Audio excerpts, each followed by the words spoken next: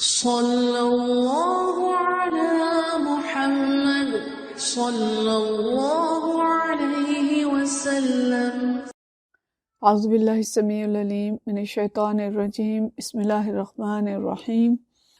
والصلاة والسلام علی رسولہ الکریم۔ بخاری شریف اور باب الجماع والامامہ جاری ہے، اور اس باب میں جو باب ہم پچھلی دفعہ پڑھ رہے تھے وہ ہے مسجد میں نماز کے انتظار میں بیٹھنے والے اشخاص اور مساجد کی فضیلت کا بیان۔ اس میں ایک حدیث ہم نے پڑھی تھی 629، جو 2 دفعہ میں کر کے ہم نے پڑھی، لمبی حدیث تھی، جس میں یہ بتایا گیا تھا کہ کتنے لوگ جو ہیں وہ اللہ کے عرش کے سائے میں ہوں گے یوم محشر، اور ان کی تفصیلات بھی ہم نے دیکھی تھی۔ آج ہم پڑھیں گے حدیث نمبر 630، اور یہ حدیث جو ہے حضرت حمید سے ہے۔ عن حمید قال، حمید فرماتے ہیں قال سئل انس، کہ میں نے حضرت انس رضی اللہ تعالیٰ عنہ کو یہ کہتے ہوئے سنا، هل اتخذ رسول اللہ صلی اللہ علیہ وسلم خاتمہ، کہ کسی نے ان سے پوچھا کہ کیا نبی کریم صلی اللہ علیہ وسلم کے پاس کوئی مہر تھی۔ یہ حمید کہتے ہیں کہ میں نے پوچھا کہ کیا رسول اللہ صلی اللہ علیہ وسلم کے پاس کوئی مہر تھی، فقال نعم، تو انہوں نے فرمایا کہ ہاں۔ اور اس کے ثبوت میں جو آگے وہ بات کرتے ہیں کہ اخر لیلۃ صلاۃ العشاء، کہ نبی کریم صلی اللہ علیہ وسلم نے ایک دن عشاء کی نماز کو مؤخر کیا، الی شطر اللیل، آدھی رات تک۔ یہ ہم حدیث پیچھے بھی پڑھ چکے ہیں۔ ثم اقبل علینا بوجہہ بعد ما صلی، پھر نماز پڑھنے کے بعد آپ صلی اللہ علیہ وسلم نے اپنا رخ انور ہماری طرف کیا، فقال، اور فرمایا، صلی الناس ورقدوا، کہ دوسرے لوگ تو نماز پڑھ کر سو چکے، ولم تزالوا فی صلاۃ منذ انتظرتموها، مگر تم لوگ جب تک نماز کے انتظار میں رہے نماز ہی میں شمار ہوتے رہے۔ باب یہ ہے نا کہ جو نماز کے انتظار میں بیٹھا ہے مسجد میں، اس کی فضیلت۔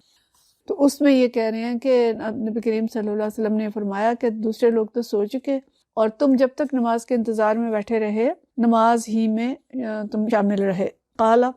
حضرت انس نے فرمایا کہ فَكَأَنِّي أَنظُرُ إِلَىٰ وَبِيسِ خَاتِمِهِ، کہ جیسے میں نبی کریم صلی اللہ علیہ وسلم کی انگوٹھی کی چمک کو ابھی بھی دیکھ رہا ہوں۔ تو معلوم ہوگا زیادہ تر لوگوں کو کہ صلح حدیبیہ کے بعد جب نبی کریم صلی اللہ علیہ وسلم نے دنیا کے مختلف جو بادشاہ تھے ان کو خطوط لکھنے شروع کیے، تو اس وقت یہ ضرورت محسوس ہوئی کہ جو بادشاہ ہیں وہ مہر کے بغیر کوئی خط قبول نہیں کرتے۔ تو اس بنا پہ نبی کریم صلی اللہ علیہ وسلم نے سب سے پہلے سونے کی انگوٹھی پہنی، اس کے اوپر یعنی مہر کے طور پہ اس کو پہنا، اور تو لوگوں نے بھی اپنے لیے سونے کی انگوٹھیاں بنوا لیں۔ پھر جب سونے کے حرام ہونے کا حکم آیا اللہ کی طرف سے، تو آپ صلی اللہ علیہ وسلم نے سونے کی انگوٹھی پھینک دی، تو سب نے انگوٹھیاں پھینک دی۔ دیکھیں صحابہ کرام رضوان اللہ مجمعین کس طرح سے اقتداء کرتے تھے، نبی کریم صلی اللہ علیہ وسلم کی اتباع کرتے تھے، کہ جو کام آپ صلی اللہ علیہ وسلم کرتے تھے ویسے ہی اس کو کرتے تھے۔ پھر آپ صلی اللہ علیہ وسلم نے چاندی کی انگوٹھی بنوائی اور اس کے اوپر محمد رسول اللہ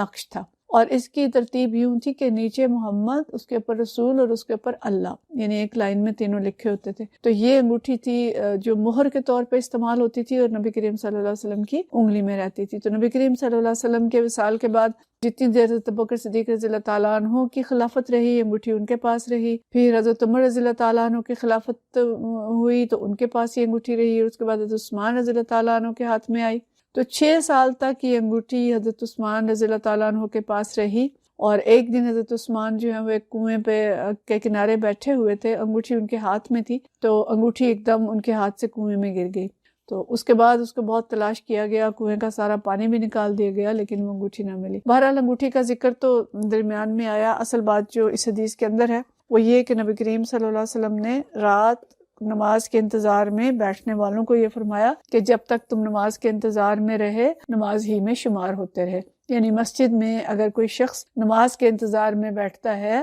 تو اس کو بہت ثواب ملتا ہے، اور اتنی دیر وہ نماز ہی میں شمار ہوتا ہے۔ اگلا باب جو ہم پڑھیں گے اس کے اندر یہ باب ہے فضل من غدا الی المسجد ومن راح، کہ اس شخص کی فضیلت جو صبح کے وقت مسجد جاتا ہے اور شام کے وقت جاتا ہے، یعنی مسجد میں صبح اور شام کے وقت جو کوئی جائے، فجر کے لیے جائے یا مغرب اور عشاء کے لیے جائے، تو اس کے لیے بہت ثواب ہے۔ حدیث ہے 631، اور یہ حدیث جو ہے یہ حضرت ابو ہریرہ رضی اللہ تعالیٰ عنہ سے روایت ہے۔ ان ابی ہریرہ عن النبی صلی اللہ علیہ وسلم قال، کہ نبی کریم صلی اللہ علیہ وسلم نے فرمایا، من غدا الی المسجد وراح، کہ جو شخص صبح کے وقت مسجد کی طرف جائے یا شام کو جائے، اعد اللہ له نزلہ من الجنت، اللہ تعالیٰ اس کے لیے جنت میں ضیافت کا اہتمام فرمائیں گے۔ کلما غدا اور راح، کہ جب بھی وہ صبح جائے گا یا شام جائے گا اللہ تعالیٰ اس کے لیے ضیافت کا اہتمام فرمائیں گے. تو ضیافت کیا ہے؟ ظاہر مہمانی ہے جنت کے اندر، اس کے لیے جو کچھ ہم ضیافت کے بارے میں سوچ سکتے ہیں، یہاں پہ اس کی تفصیل تو نہیں ہے، لیکن کھانے ہوں گے، گھر ہوں گے، مہمان آتے ہیں تو جو کچھ ہم کرتے ہیں، تو جو کچھ اللہ تعالیٰ کے مہمان ہیں جو مسجد کی طرف جاتے ہیں. اسی طرح ہمیں رمضان کے بارے میں بھی ملتا ہے کہ رمضان میں بھی جنت جو ہے وہ روزہ داروں کے لیے سارا سال سجائی جاتی ہے، ان کے لیے اللہ اہتمام کرتا ہے، اور پھر جب وہ روزے رکھتے ہیں تو انہیں جنت کے اعلیٰ مقام جو وہ ملتے ہیں. تو اسی طرح سے جو شخص صبح فجر کے لیے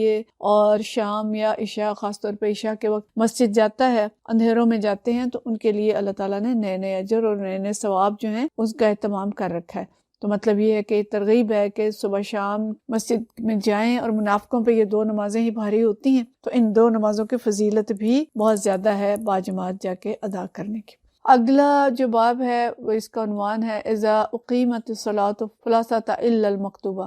کہ جب جماعت کھڑی ہو جائے تو فرض نماز کے علاوہ کوئی نماز نہیں. یعنی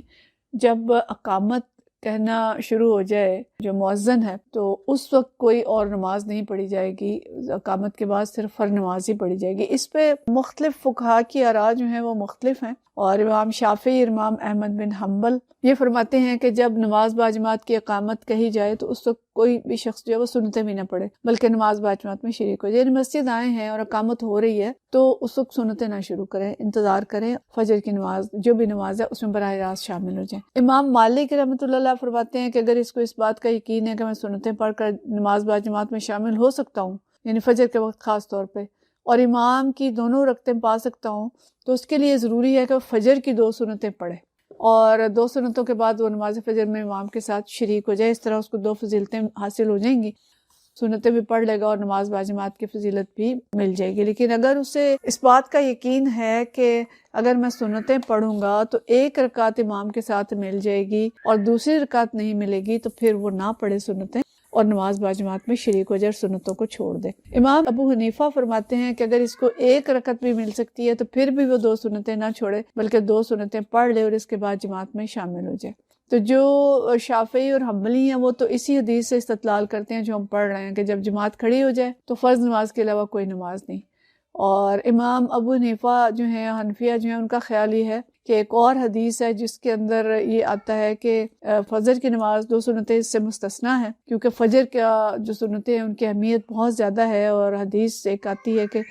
تم فجر کی 2 سنتیں نہ چھوڑو بے شک تمہیں گھوڑے رون جائیں. یہ حدیث جو ہے سنن ابی داؤد کی ہے اور مسند احمد کے اندر بھی ہے ابو ہریرہ رضی اللہ تعالیٰ عنہ سے کہ فجر کی 2 سنتیں اتنی اہم ہیں کہ آپ صلی اللہ علیہ وسلم نے فرمایا، ہم پیچھے حدیث پڑھ چکے ہیں کہ فجر کی 2 سنتیں نہ چھوڑو بے شک تمہیں گھوڑے رون جائیں. یعنی اتنا تمہیں خطرہ ہو کہ گھوڑے آ جائیں گے، رون جائیں گے، تب بھی فجر کی سنتیں نہ چھوڑو. تو وہ کہتے ہیں کہ اتنی ان کی اہمیت ہے کہ اگر اقامت بھی ہو رہی ہو تو جلدی جلدی پڑھ لیں. اب وہاں میں جو صحابہ کرام رضوان اللہ مجمعین کا طرز عمل ملتا ہے، اور اس میں بہت سے صحابہ کا ذکر کیا گیا ہے کہ حضرت عبداللہ بن عباس، عبداللہ بن عمر، عبداللہ بن مسعود رضی اللہ عنہم، کہ یہ جو صحابہ کرام ہیں اگر کبھی ایسا ہوتا تھا کہ اقامت ہو جاتی تھی تو وہ مسجد کی بجائے وہ اپنے گھروں میں جلدی سے 2 سنت پڑھ لیتے تھے اور جلدی جلدی جا کے نماز میں شامل ہو جاتے تھے، یا مسجد سے باہر دروازے پر انفرادی طور پہ 2 سنتیں پڑھ لیتے تھے اور پھر جماعت میں شریک ہو جاتے تھے. بہرحال اس پہ کافی ڈسکشن علماء نے کی ہے، اور اس پہ سب کا اتفاق ہے کہ جس جگہ پہ فرض پڑھے جا رہے ہیں، یعنی مسجد کے اندر جہاں جماعت کھڑی ہو گئی ہے اس صف میں جا کے سنتیں نہ پڑھی جائیں. اس پہ سب کا اتفاق ہے. لیکن اگر مسجد سے باہر الگ مقام پہ پڑھ لی جائیں تو یہ جائز ہے، یعنی یہ امام ابو حنیفہ کا یہ خیال ہے. تو باقی سب کا اس پہ اتفاق ہے کہ صف میں جب جماعت کھڑی ہو گئی ہے تو جماعت کے ساتھ 2 سنتیں خود سے نہ شروع کی جائیں، پھر جماعت میں ہی شامل ہوں، لیکن مسجد سے باہر پڑھ لیں، گھر میں پڑھ لیں، پڑھ کے جلدی سے آ کے اس میں شامل ہو جائیں، تو اس کی گنجائش جو ہے وہ امام ابو حنیفہ کے مطابق موجود ہے، اور باقی کہتے ہیں کہ نہیں، انتظار کیا جائے. حدیث ہے 632 عن حفص بن عاصم قال، حفص بن عاصم فرماتے ہیں سمعت رجلا من الازد، کہ میں نے ازد قبیلے کے ایک شخص کو یقال له مالک بن بحینہ، جسے مالک بن بحینہ کہا جاتا تھا، ان سے میں نے سنا کہ رسول اللہ صلی اللہ علیہ وسلم رائی رجلا وقد اقیمت الصلاۃ، کہ میں نے ایک شخص کو دیکھا جبکہ اقامت کہی جا چکی تھی. نبی کریم صلی اللہ علیہ وسلم نے ایک شخص کو دیکھا جبکہ اقامت کہی جا چکی تھی، یصلی رکعتین، کہ وہ یصلی رکعتین، وہ 2 رکعتیں پڑھ رہا تھا. فلما انصرف رسول اللہ صلی اللہ علیہ وسلم، جب نبی کریم صلی اللہ علیہ وسلم نے نماز پڑھ لی، اور فارغ ہوئے اس سے، لا صبح الناس، لوگوں نے اس کو گھیر لیا، وقال اللہ رسول اللہ صلی اللہ علیہ وسلم الصبح اربعن، الصبح اربعن، آپ نے فرمایا کہ کیا صبح کی نماز کی 4 رکعتیں ہوگی، کیا صبح کی نماز کی 4 رکعتیں ہوں گی؟ کہ یہ شخص جو تھا، یہ جماعت کھڑی ہوئی تھی اور اسے اس صف میں کھڑے ہو کے تو سنت بھی پڑھ رہا تھا 2 رکعتیں، اور جب آپ صلی اللہ علیہ وسلم نے سلام پھیرا تو آپ نے فرمایا کہ کیا صبح کی نماز 4 رکعت ہوگی؟ 4 مطلب ایک اس کو ناپسند فرمایا کہ جہاں جماعت کھڑی ہے وہاں پہ 2 رکعتیں نہ پڑھی جائیں۔ تو اس لیے اس حدیث سے استدلال کرتے ہیں کہ جب فجر کی نماز کی اقامت کہی جا چکی ہو تو پھر